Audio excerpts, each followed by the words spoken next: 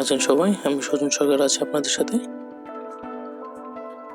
আজকে আপনাদের একটি প্রবলেমের সমাধান নিয়ে কথা বলবো, সেটা হচ্ছে ফাইবারের বায়ার রিকোয়েস্ট।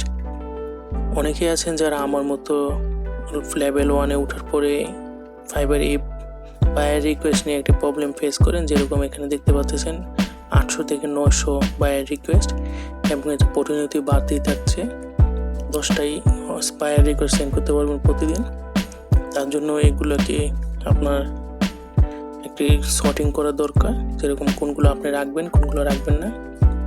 তার জন্য একটি সমাধান হচ্ছে আপনি সব থেকে নিচে চলে যান, নিচে থেকে আপনার বায়ার রিকোয়েস্টগুলো রিমুভ করে দেন। যেরকম 10 দিন অথবা 1 সপ্তাহ আগে যে বায়ার রিকোয়েস্টগুলো আছে সেগুলোতে আপনি কাজ পাওয়া মোটেও সম্ভাবনা খুবই কম, সেগুলোতে অ্যাপ্লাই না করাই ভালো।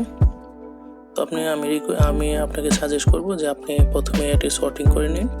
যেরকম আপনার যে ক্যাটাগরি আছে সেখান থেকে সর্টিং করে নিন এবং নিচের থেকে গিয়ে সবগুলো বায়ার রিকোয়েস্ট রিমুভ করে দিন। তো চলুন আমি শর্টকাটে আমার বায়ার রিকোয়েস্টগুলো রিমুভ করে দিচ্ছি এবং একটু পরে আপনাদের সাথে আসছি।